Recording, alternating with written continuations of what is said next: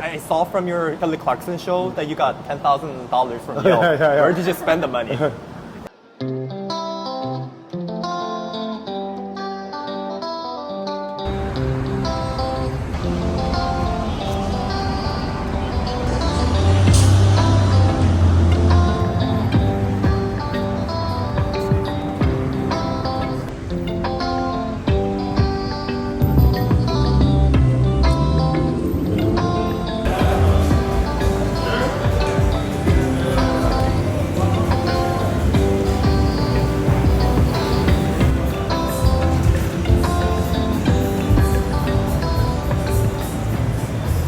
매일 이렇게 장사 잘 돼요?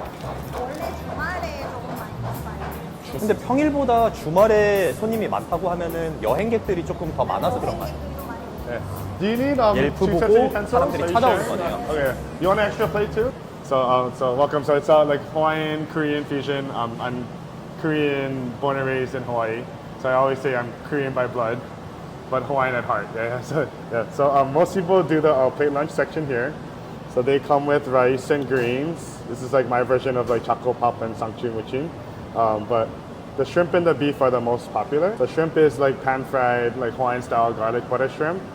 And then the beef, it's like yukjeon, like sogogijeon, but we call it meatjeon in Hawaii. So marinated ribeye with egg batter. Of course, you know, most Koreans know what that is. But those are the most popular plates. A lot of guests also order the spam musubi. It's just like a simple musubi with spam. Other than that, you know, we do have some sides like cucumber kimchi, like an oi muchin, and then we have like macaroni salad. Yeah, but small menu. So yeah. So how did you get started on this? I've been living in LA for 14 years. I'm originally from Hawaii. I moved here in 2009. Whenever I would eat in like Hawaiian style restaurants, I couldn't really find anything that was like more Korean inspired Hawaiian style foods. So everywhere I would go, I'd be like, oh, always felt that something was missing.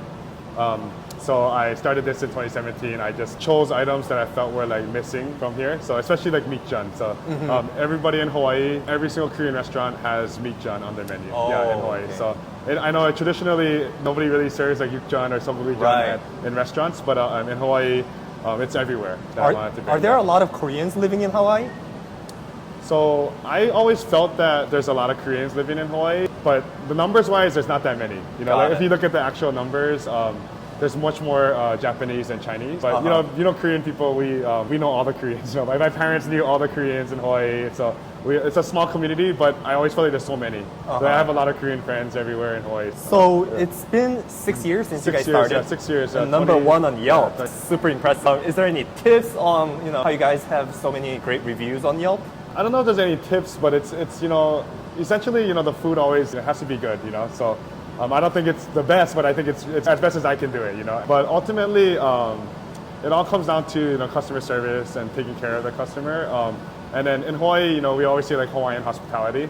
Then in Koreans, it's always like good service, you know. Like Korean, so it's kind of a mesh of both worlds because I'm used to giving great service because I'm Korean, but also in Hawaii we treat our guests as our own family pretty much, and that's how I think I got to buy stuff. Yeah, sounds like that's the best combination. Yeah. Oh yeah, in terms of your customer demographics, who do you see the most? Do you see a lot of Koreans? Not that many Koreans. I wish we did have more Koreans coming. Yeah, not yet.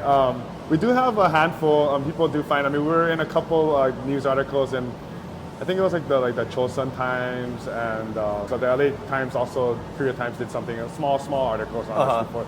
So we've gotten a little bit more Korean people, but not as many. Mostly it's locals in the area and younger people, find us online on Yelp or on Google. Got it. But it's a mix. It's a mix. Everybody comes. There's people from all races, all ethnicities. So I heard the restaurant gets much busier over the weekend.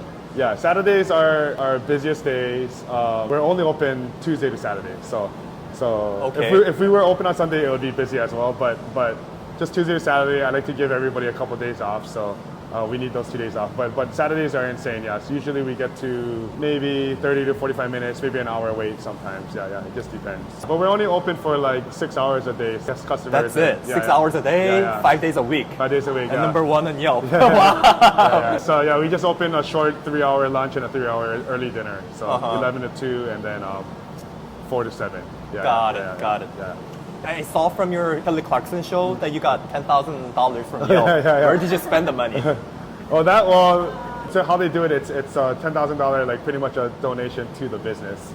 So it was spent on business purposes. So, Got it. Yeah. So it just kind of went into the business account, and then you got to pay taxes on everything on that. So right.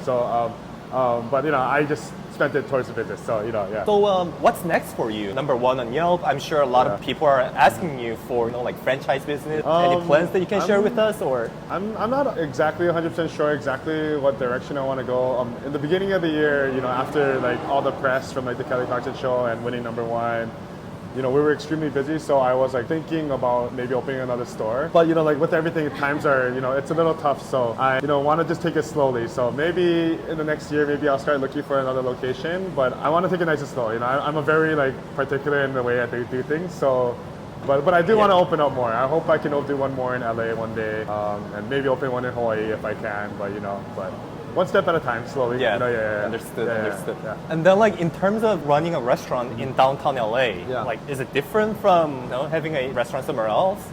I mean, downtown LA is a tough neighborhood. It's hard, but I come from humble beginnings, so I moved out to LA by myself, so I didn't have like a big amount of money to start the business, but it was always my passion, and I wanted to start the restaurant, so I had to start with what I could afford. So I just went into a small spot. It was 1 block down the street. So like, I mean, as I was looking at for locations, it was like the only thing that I could afford in my budget. So most times restaurants cost 100, 200, 300,000, and it's a lot more money than I had when I first started. So I needed to start small. So this is actually an upgrade from my old spot. This is a bigger kitchen. But one day I can maybe afford a bigger one. Just never give up, and you can always, you can start with a small amount of money, but you just have to keep put your work at it and try your best, And I never ever knew that I would go even past the 5 years, but now we're here in year 6, so yeah. Can you give some advice for Koreans trying to start some business, in the U.S.? I don't know. I'm a relatively newer business owner too. I mean, I've done like things in the past. I used to do real estate back in Hawaii a little bit, but I was like so young. So I'm 38 now, but I was 24 when I moved out here. So most of my experience was here in LA. It's tough doing business anywhere, I think, anywhere in the world. But ultimately, you have to have like grit and want to do it yourself. Fortunately, being Korean helps me to act and work that way. I've learned from my parents, Koreans work harder than almost anybody that I've seen. So ultimately just coming to work every day, and even though times get hard, I've had many days where it was so difficult where like I would cry and break down. But you just gotta keep going at it. Nobody else is gonna take care of yourself besides yourself. So Korean, we always try to pride ourselves on giving good service, but in America you should even more so giving friendly, positive experience, like making sure that everybody feels welcome. I think that's ultimately the most important thing, because most people know how to cook very well. I'm not even the best cook. I just do certain things okay. But I think it's providing that atmosphere for the guests is what sets me apart from other restaurants. Treating your guests as if they're your family, and making everybody feel that they're welcome, and just giving them a friendly, positive experience. So like everybody always asks why is it called broken mouth, because everybody thinks broken mouth is like it means something completely different. But in Hawaii we speak like Hawaiian pidgin, like a slang, like Hawaiian Creole English is officially what it's called. But when you're eating food that's so good in Hawaii, you'd be like, oh, that broke them out. So the same comes from broke them out. So I'd be like, oh, bro, broke them out, bro. That's what I'd say to my friends.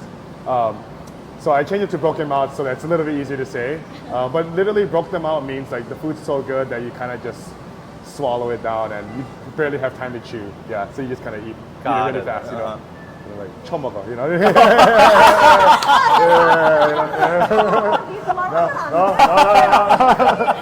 No, that's not it? Okay. You can edit it out. 네. 네. 아니야, 괜찮아. So I want to just make sure that we're not like a Korean restaurant. Right. And we're more like Hawaiian style or Korean fusion. So I just wanted the people to know that it's not Korean food, but you'll taste the Korean flavors. And we have Korean guests that come and they enjoy it. And I hope they enjoy it. I hope they really like the food. Alrighty. That's Perfect. Thank you so much. Right. Oh yeah.